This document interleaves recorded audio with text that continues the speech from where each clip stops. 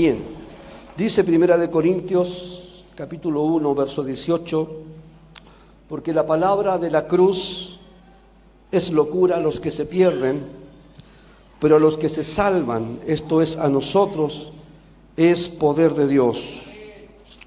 Amén.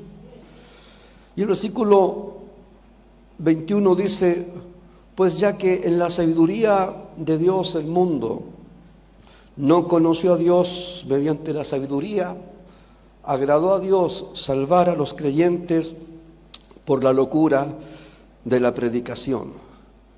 Esta es una palabra que el apóstol establece en la iglesia de los Corintios, la locura de la predicación. La palabra de la cruz es la locura de la predicación.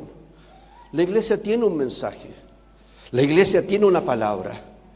Es una palabra que confronta. La cruz siempre va a ser una palabra radical. Jamás el mensaje de la cruz ha sido un mensaje azucarado, un mensaje que suaviza el corazón de la gente y que les hace cariñito a las personas. El mensaje de la cruz es un mensaje directo, es un mensaje frontal, es un mensaje que confronta.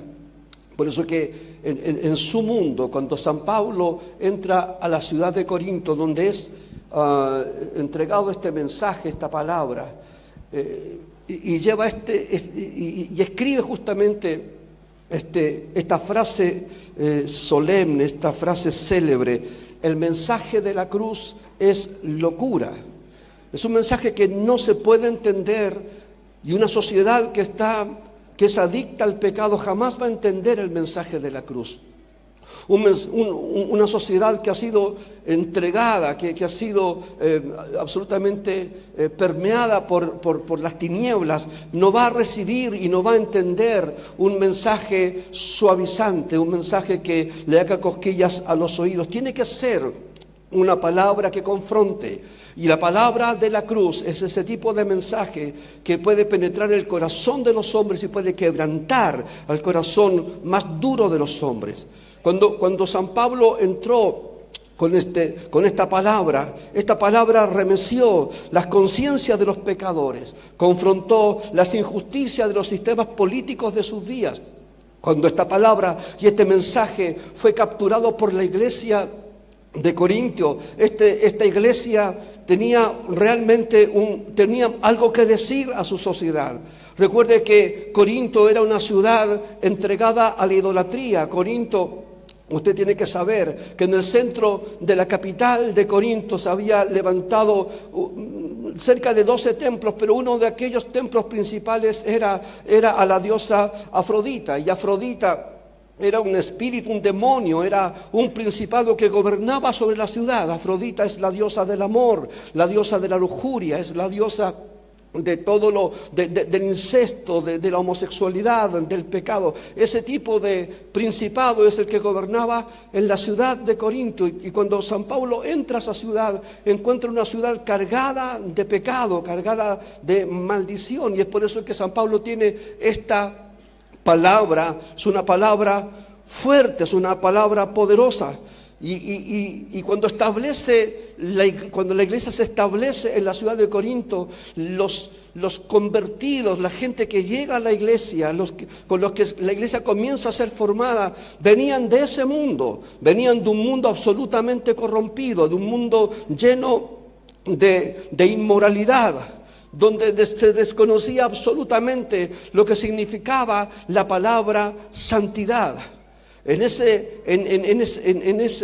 contexto es que Pablo irrumpe con su mensaje, y es en ese contexto histórico que una iglesia como esta es levantada. Y San Pablo a esa iglesia tiene que ordenarla, a esa iglesia tiene que mostrarle verdaderamente cuál es el mensaje que ellos tienen que portar y que tienen que llevar a una sociedad erotizada como aquella.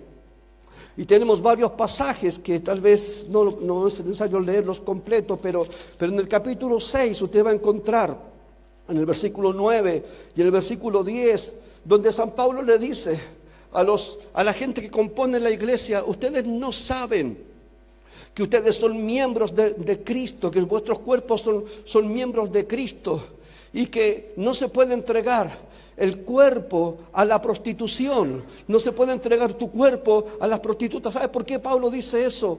Porque en el templo de Afrodita servían cerca de 1000 sacerdotisas que en el día servían en el majestuoso templo a la diosa Afrodita, pero en la noche salían a prostituirse. Y esa era la religión de su día, esa era la religión que dominaba Corinto. Por lo tanto, esa ciudad y esa iglesia estaba absolutamente influenciada por ese espíritu de fornicación, de adulterio y de perdición. Entonces Pablo tiene que establecer una palabra fuerte, tiene que establecer una palabra dura, tiene que decirle a los hermanos en Corintios que Dios se le ocurrió salvar a los creyentes por la locura de la predicación. Son los creyentes en este pasaje a los que va dirigido el mensaje de salvación y el mensaje de la cruz primeramente. Es el creyente que llega a la iglesia el que tiene que dejar el pecado. Es el creyente que llega a la iglesia el que tiene que zafarse de toda influencia satánica que trae y que está aportando todavía desde el mundo. Es el creyente el que tiene que entender que el que se une a una prostituta, un cuerpo es con ella, pero que el que se une al Señor, un espíritu es con Él. Es una separación. Tiene que haber una separación, tiene que haber una división entre lo que es el mundo y lo que es la iglesia.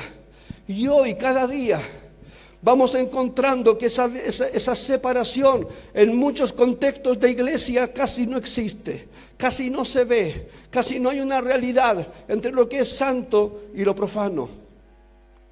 Y es porque muchas veces a las iglesias y a los hermanos les cuesta desembarazarse, cortar con el espíritu que gobierna y que reina una ciudad o un lugar geográfico.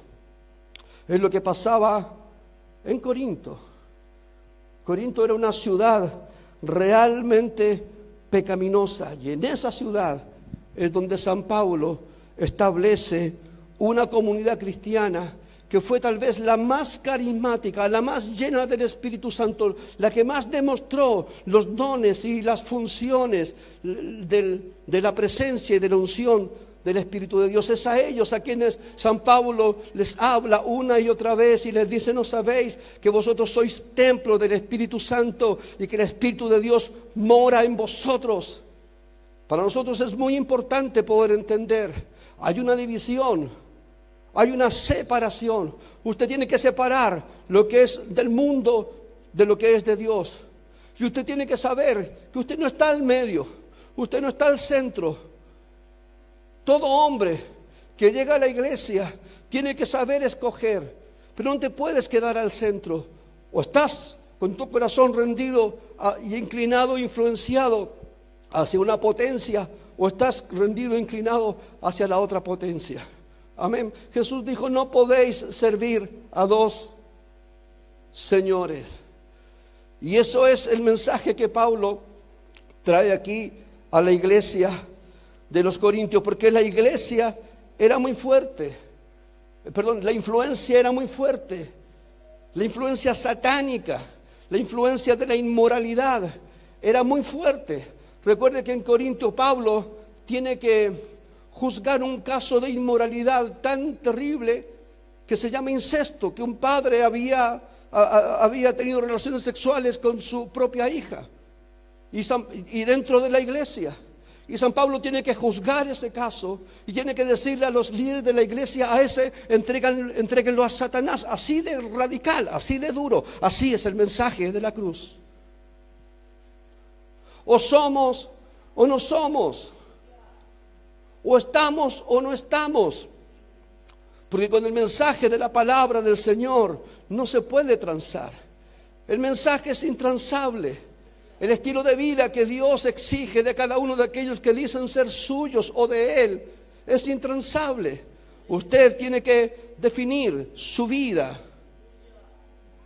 Y aunque parezca redundante, tiene que definir su vida definitivamente. Amén. Amén. Aleluya. Así que el problema para los corintios para la iglesia era serio. en los corintios. Había una falta de disposición de divorciarse de la cultura de la cual ellos venían saliendo.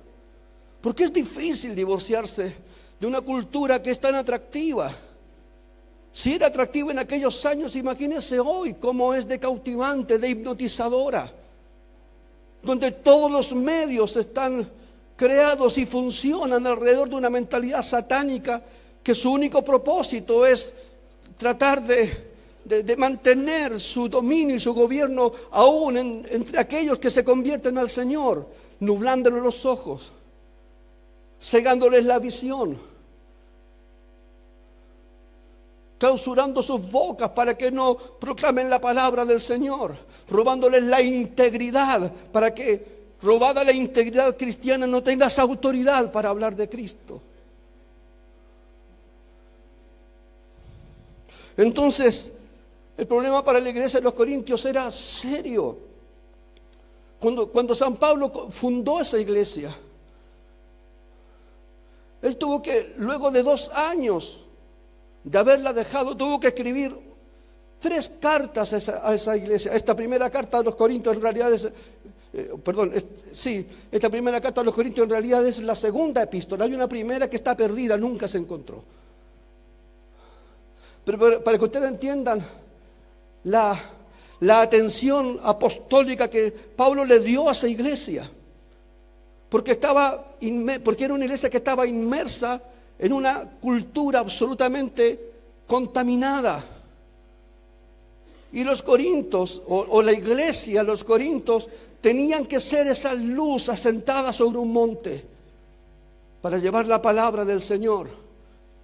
Por eso San Pablo les dice en los primeros versículos que la gracia de Dios, gracias, es yo creo, que la gracia de Dios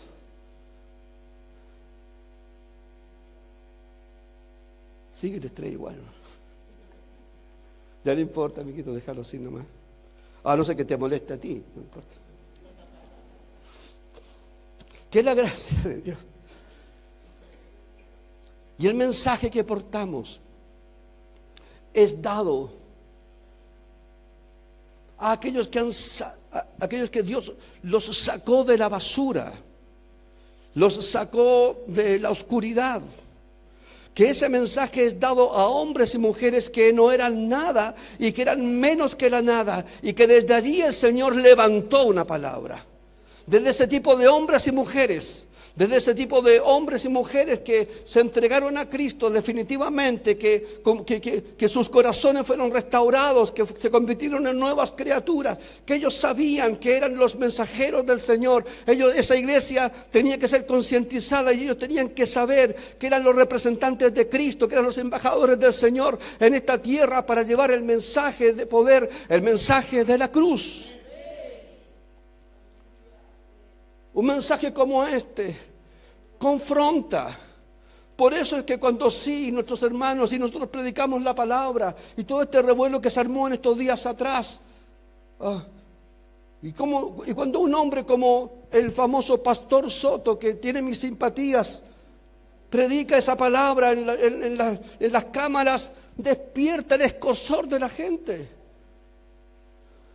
Los medios de comunicación, todo el mundo de la farándula, todo el periodismo que está concertado por las tinieblas en contra de un mensaje como el que la Biblia dice que tenemos que predicar. Porque esto sí, que saca ronchas, hermano.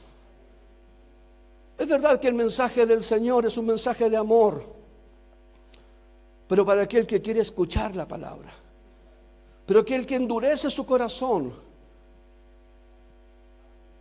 este mensaje, el mensaje que es de salvación para los que escuchan, es un mensaje de condenación para los que no quieren escuchar.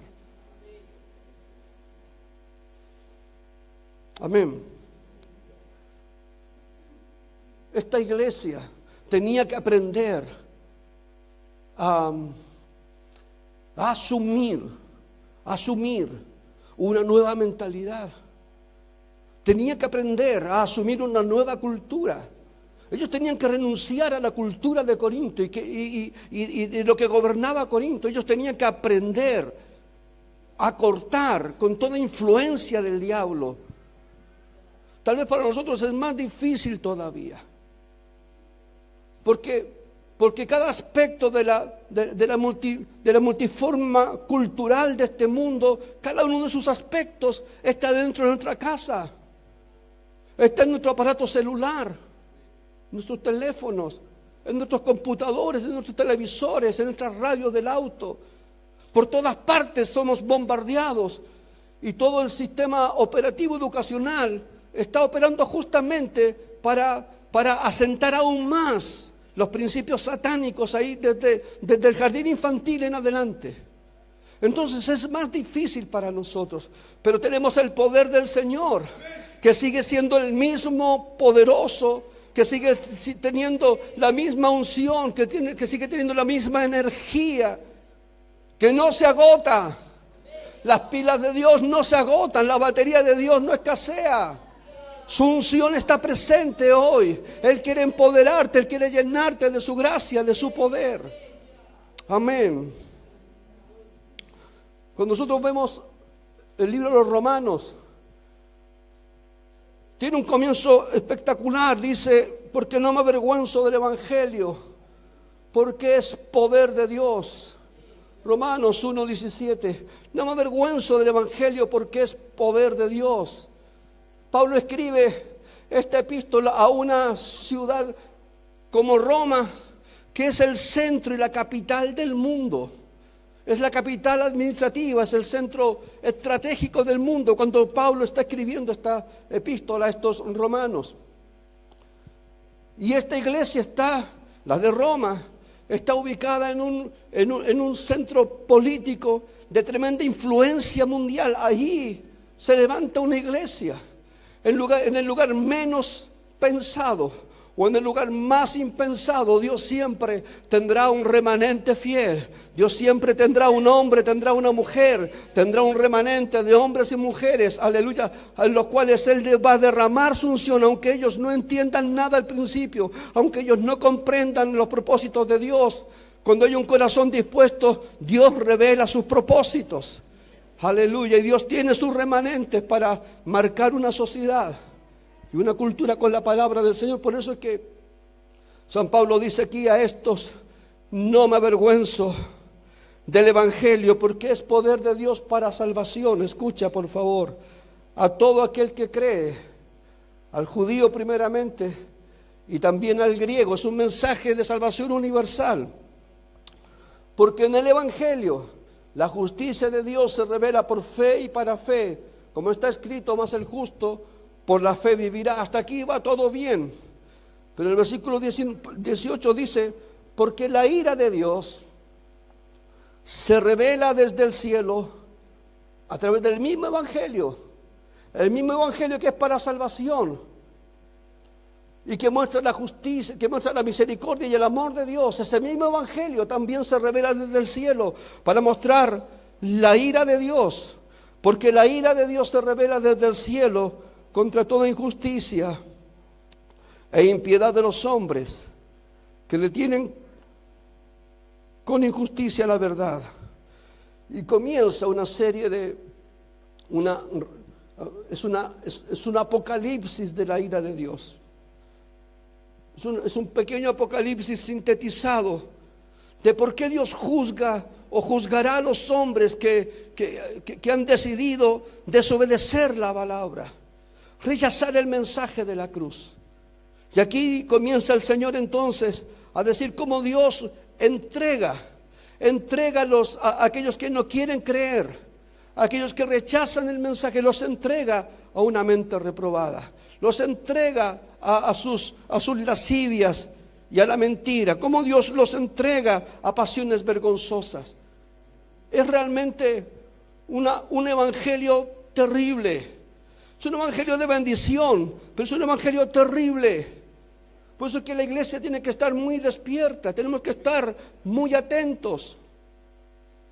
Este es un tiempo realmente peligroso. No vendrán días mejores para el mundo.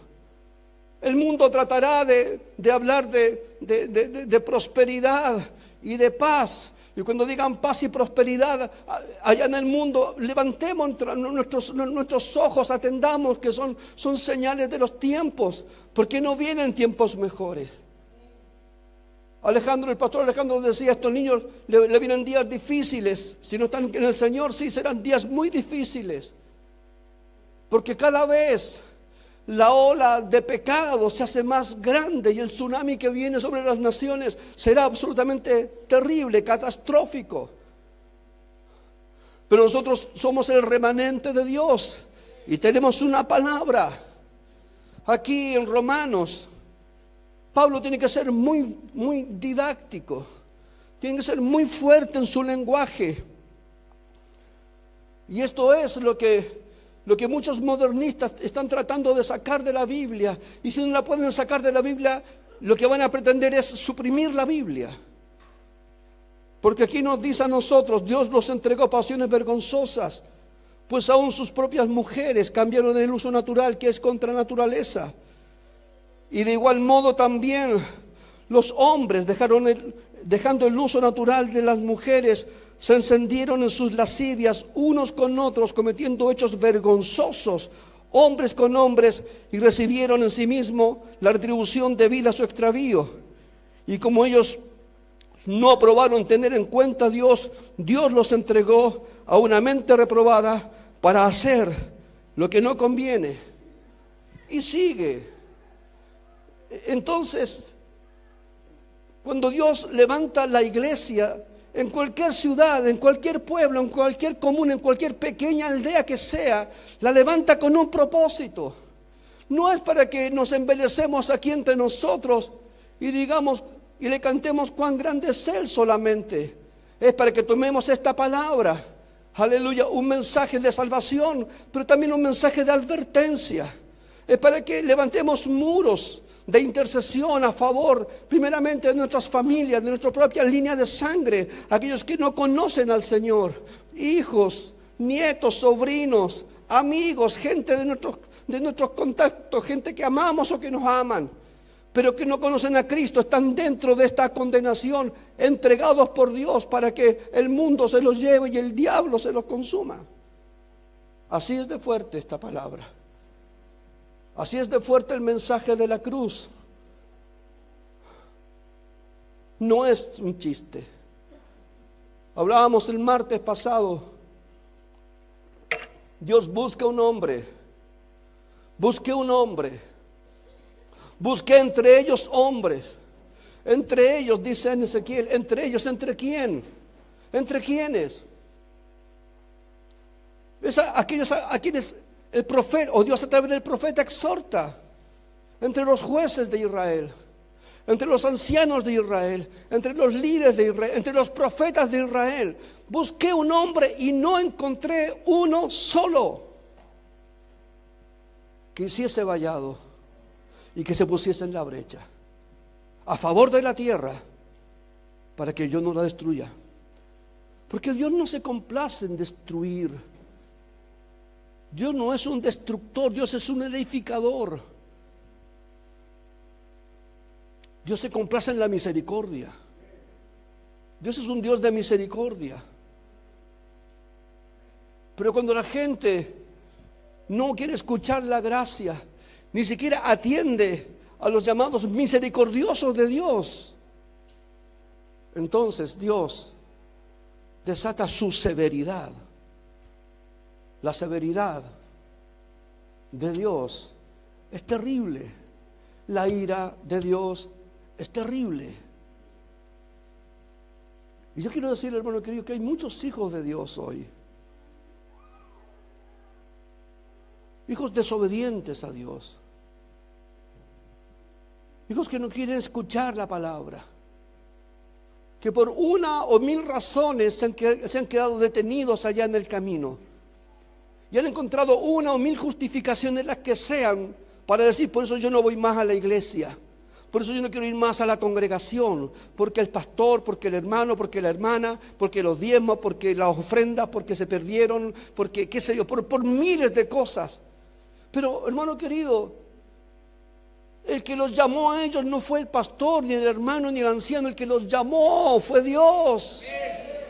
El que entregó a su Hijo para la salvación fue Dios, fue el Padre.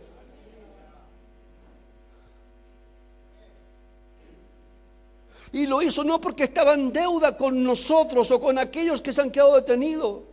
Somos nosotros los que estamos en deuda con Dios.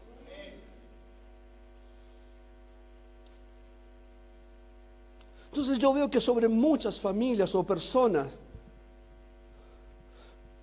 que han endurecido su corazón, tal vez no hay un juicio de Dios sobre ellos, pero está la severidad de Dios sobre ellos.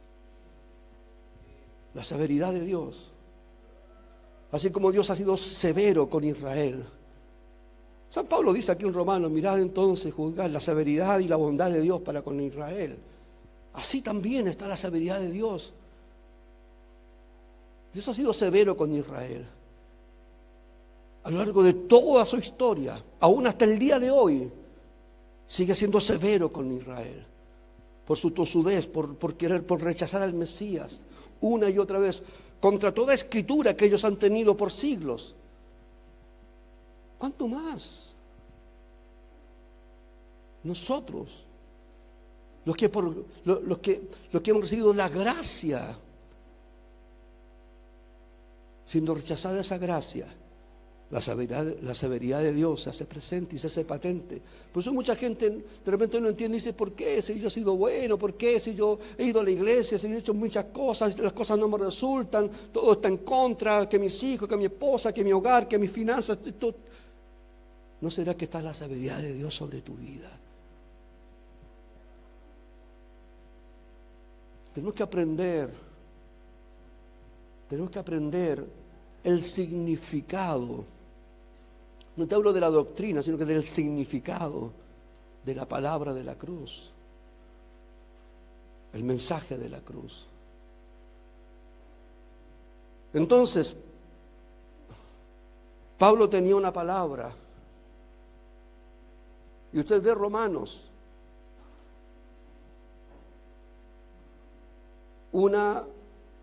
es tal vez la ciudad más importante, no está, es la ciudad más importante hasta el año 150 de nuestra era, por lo menos. La ciudad más importante, desde allí se decidía la vida o la muerte de todo ser humano del mundo conocido de aquellos días. César era el Señor, César era el que tenía el poder máximo. Pero aquí San Pablo nos enseña, le enseña a esta iglesia que Jesús es el Señor. Le enseña a esta iglesia a vivir la justicia de Dios. Pablo trata temas en esta epístola que contrarrestan la cultura de la ciudad de ese día. Como trata temas que contrarrestan la cultura de Corinto, en la epístola a los Corintios, aquí en Romanos, está tratando temas que son absolutamente opuestos a la cultura de sus días. ¿Para qué? Para que la iglesia pueda entender entonces que no están solos en esa cultura, no están inmersos, no están abandonados por Dios. Aquí en Santiago no estamos abandonados por Dios, ni en Estación Central, ni en Quinta Normal, ni en Lo Prado, ni en Pudahuel, ni en San Ramón, ni en San Bernardo, ni en ningún lugar donde haya una iglesia de Dios. Esa comunidad cristiana está sola. Está el Señor con nosotros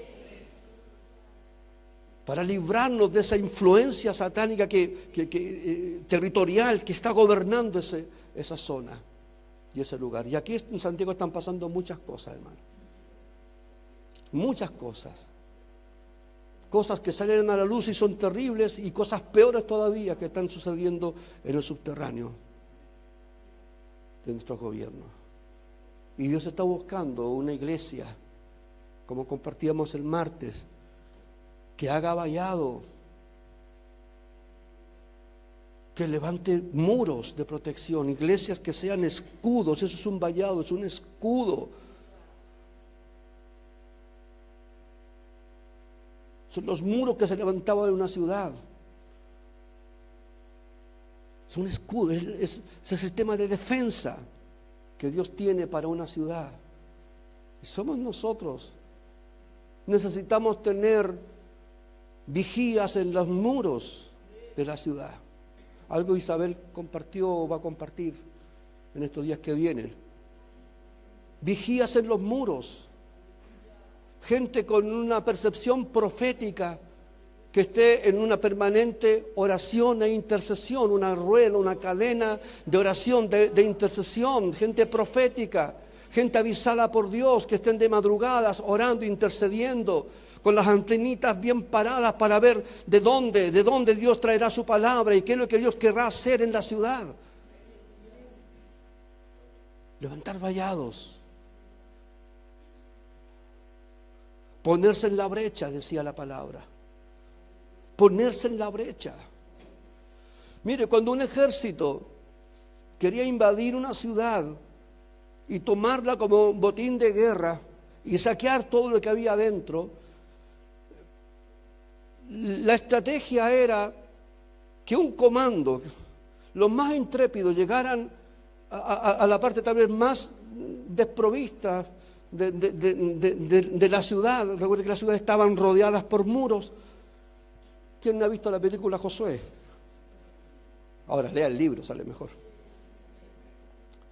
Entonces, esos comandos iban a esos lugares que estaban más desprovistos, menos vigilados, y ahí comenzaban a romper, a hacer una brecha, una pequeña abertura por donde poder filtrarse y meter ahí sus soldados, y desde adentro, no solo atacarlos desde afuera, sino que también desde adentro meter un comando y poder hacer los estragos. Eso es lo que significa ponerse en la brecha, es estar al otro lado de ese muro. Y cuando tú veas que hay una brecha, significa que el enemigo está tratando de entrar por ahí. Y Dios necesita no hombres que vean la brecha y se vayan y se hagan los locos. No necesita gente indolente que vea la brecha y le dé lo mismo, se vayan a hacer otra cosa por allá. No, gente que ven la brecha, saben que cuando hay una brecha, cuando hay una abertura, es un peligro para la ciudad, es un peligro para la iglesia. Cuando hay una brecha, cuando hay pecado dentro de la iglesia, cuando hay inmoralidad dentro de la iglesia, cuando hay gente que no entiende el reino, no entiende el propósito de Dios y vive una vida descuidada, pues eso es una brecha.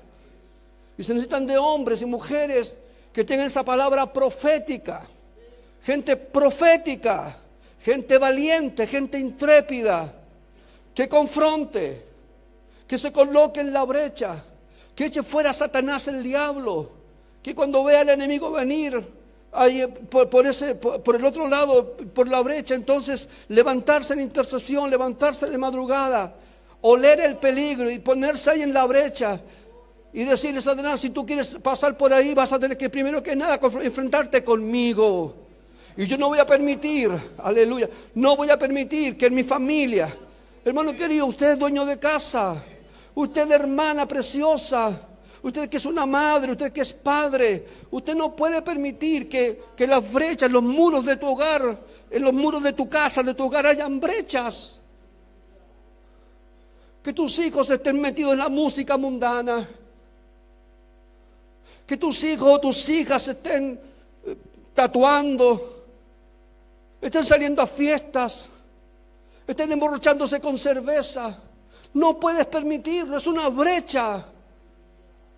No es solo hablar con tu hijo, no es solo hablar con tu niño, tu niña, y exhortarlo, y retarlo, y darle un sermón. No solamente eso está bien, eso hay que hacerlo. Pero lo primero que hay que hacer es levantarte en la madrugada y comenzar a orar, comenzar a interceder, comenzar a reprender al diablo en el nombre de Jesús, comenzar a echar abajo toda estrategia satánica con oración, con intercesión. Eso es ponerse en la brecha. Lo mismo en la iglesia. Lo mismo en la iglesia. Un líder del grupo familiar, los líderes de los grupos almas, no pueden estar con los brazos cruzados. Nuestros grupos familiares son una fortaleza de Dios. Y estamos viendo la bendición de Dios en aquello. Pero se necesita aún un compromiso mayor de todo el liderazgo de los grupos familiares, de los grupos alma. Un compromiso mayor. No es solo estar en la reunión. No es solo cerrar los ojos y orar y cuando te den un privilegio puedes hacerlo. No es solamente eso. Es que tu corazón tiene que estar encendido por cada uno de los discípulos que están yendo a tu grupo familiar. Tienes que estar orando por ellos, intercediendo por ellos. Tienes que estar fortaleciéndolos en oración. Tienes que visitarlo, tienes que llamarlo por teléfono. Tienes que hacer presencia, tienes que ser un profeta. Los profetas, hermano querido, no eran profetas de púlpito como un predicador moderno hoy lo hace. Los profetas estaban allá con la gente en el pueblo, iban al taller del alfarero, estaban metidos allá entre los ancianos, iban a los mercados, a las plazas y allí profetizaban y ahí hablaban la palabra del Señor y ahí enderezaban el corazón de aquellos que se estaban torciendo. Era algo activo.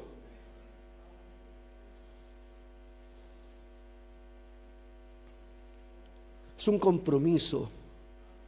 La vida de iglesia es una vida de compromiso. Estamos dados a una causa, estamos entregados a una causa, a un propósito, a una revolución, para cambiar el mundo, para transformar ciudades, para tocar familias.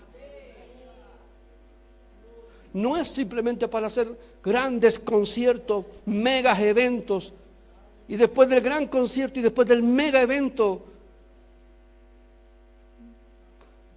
no hay ningún impacto, ni en las vidas, ni en la ciudad, ni en las familias. No es nuestro horizonte, ni nuestro norte. Por eso San Pablo decía, no me avergüenzo del Evangelio. Hay gente que se avergüenza del Evangelio. Hay pastores que se avergüenzan de dar la cara. Hay gente de la iglesia que se avergüenza de andar con la Biblia bajo el brazo. Hay gente que se avergüenza de dar su testimonio en la universidad, en la oficina, en el trabajo. Hay gente que silencia sus labios. El diablo les tiene un candado en sus labios. Porque se avergüenzan del Evangelio. San Pablo decía lo contrario, a griegos y a no griegos soy deudor. Yo me debo a los perdidos, me debo a los que no conocen al Señor. Mi vida está constituida para eso fui levantado por Dios, para eso usted fue llamado por Dios, para eso existe una iglesia como esta y otras tantas más en la nación, para un propósito definido, para ser los embajadores de Cristo. Escucha bien, embajadores de Cristo, representantes de Dios. Nosotros representamos a la deidad en la tierra, representamos a Dios en toda nuestra manera de ser. Y Dios no silencia, Dios no está sordo, Dios no está mudo, Dios habla, y cuando habla fuerte. Y como ellos no aprobaron tener en cuenta a Dios, Dios los entregó a una mente reprobada para hacer lo que no conviene, estando atestados de toda injusticia, fornicación, perversidad, avaricia, maldad, llenos de envidia, homicidios, contiendas, engaños, malignidades, murmuradores, detractores, aborrecedores de Dios, injuriosos, soberbios, altivos, inventores de males. No es 24 horas esto, ni es Tele 13.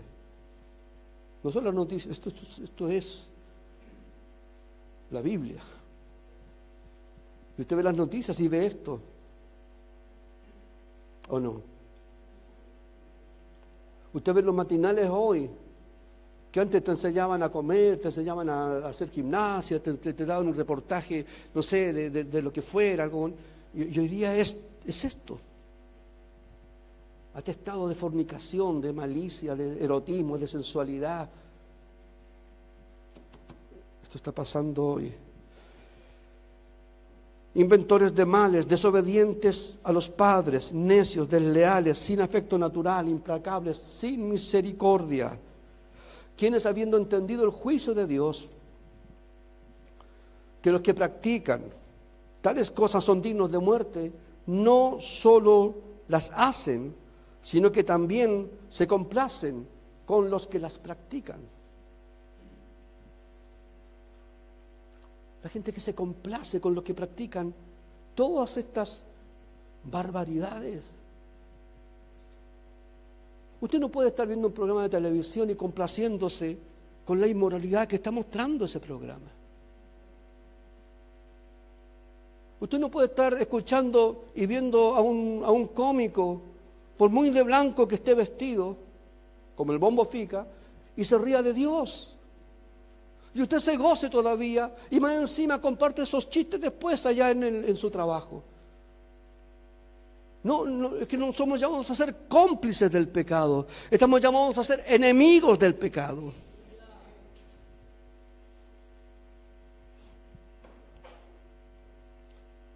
No me avergüenzo del Evangelio, porque no me avergüenzo del Evangelio. ¿Cuál es este Evangelio? Es el mensaje de la cruz. Es un mensaje radical, es un mensaje que va al hueso, directamente al tuétano. Así, descarnado, sin anestesia, con misericordia, con aquel que tiene oídos para misericordia, con bondad para aquel que, incrédulo, que dobla su corazón y dice: sí, podría ser que yo también necesite a Dios, pero hermano querido, con firmeza y con fuerza para los detractores, murmuradores y burladores de Dios. Amén. Veamos, y cada uno examinémonos, o examínese usted. ¿Qué está haciendo? ¿Qué evangelio está viviendo usted? ¿Cómo usted está accionando la palabra y el mensaje de la cruz? ¿Es un representante? ¿Es un embajador? ¿O simplemente es un observador incógnita de cómo están sucediendo las cosas en el mundo, incluso en la iglesia? No podemos seguir así. Ninguno puede seguir así. Ni yo, ni usted, ni la visita que nos acompaña en el día de hoy. Nadie de los que hemos sido llamados por Dios podemos restarnos al testimonio que estos grandes, como Pablo, Juan, Pedro y miles, dieron sus vidas por el Señor y sembraron con sangre la semilla del Evangelio y se negaron a los placeres de sus días, como un Moisés se negó a vivir en el palacio de Faraón. Seguramente si a alguno de este siglo le ofrecieran los deleites de Faraón, hubiesen preferido a Faraón. Total, como el apellido mágico siempre funciona, el apellido Dios sabe. No, Dios sabe, Dios sabe, dice. Total, Dios sabe, Dios conoce mi corazón. Por eso yo no hablo mucho. Dios conoce mi corazón, por eso que de repente tengo que hacer ciertas cosas y ciertos chanchullos por ahí, pero Dios conoce, Dios sabe. No. Dar la vida es eso. Es dar la vida. Dar la vida por una causa. Dar la vida por un propósito, dar la vida por una revolución. Y eso, si eso tiene un costo altísimo, pues no tengo otra alternativa, hermano. Porque a mí el que me reclutó no, y me dio credenciales, no fue ninguna institución humana. Lo mismo que usted. Yo no lo llamé. Dios te llamó. Dios te buscó. Se metió a las tinieblas donde tú estabas.